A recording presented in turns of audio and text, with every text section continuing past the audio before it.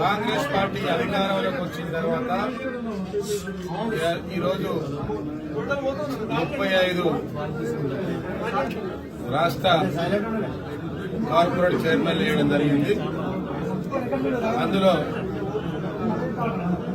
ముఖ్యమంత్రి గారు మరియు మంత్రివర్యులు అందరూ కలిసి ఈరోజు కాంగ్రెస్ పార్టీలో కష్టపడ్డ వాళ్లకు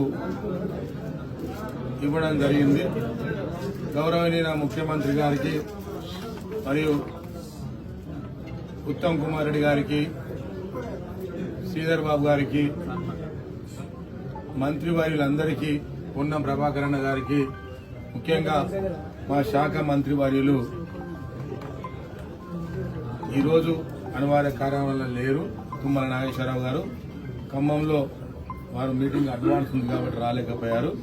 వారికి ప్రత్యేక ధన్యవాదాలు తెలియజేస్తూ కొండా సురేఖ గారు, అదేవిధంగా సీతక్క గారికి అందరికీ కూడా ధన్యవాదాలు, కృతజ్ఞతలు తెలియజేస్తా ఉన్నాం. గతంలో కాంగ్రెస్ పార్టీ లేనప్పుడు నేను డీసీసీ బ్యాంక్ చైర్మన్ గా చేశాను. రైతులకు ఎనలేని సేవ చేశాను.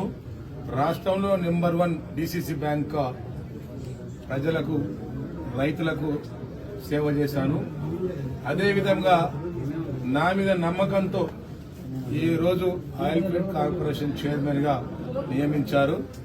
తప్పకుండా మెరుగైన సేవలను, ప్రత్యేక గుర్తింపు వచ్చే విధంగా, రైతులకు అందుబాటులో విధంగా సేవ చేస్తా అని చెప్పి ఈ సందర్భంగా మీకు మనవి చేస్తా ఉన్నాను. దానితో పాటు ఈరోజు మంత్రివర్యులకు, అదేవిధంగా ప్రధానమంత్రి మోడీ గారికి కూడా ఒక లేఖ ఈరోజు రాయడం జరిగింది.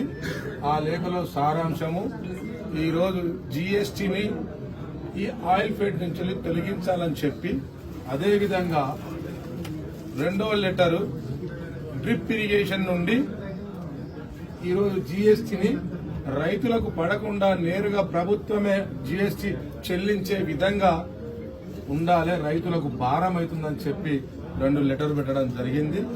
అదే కాకుండా రానున్న రోజులలో మెరుగైన సేవలు అందిస్తానని చెప్పి ఈ సందర్భంగా తెలియజేస్తా ఉన్నా.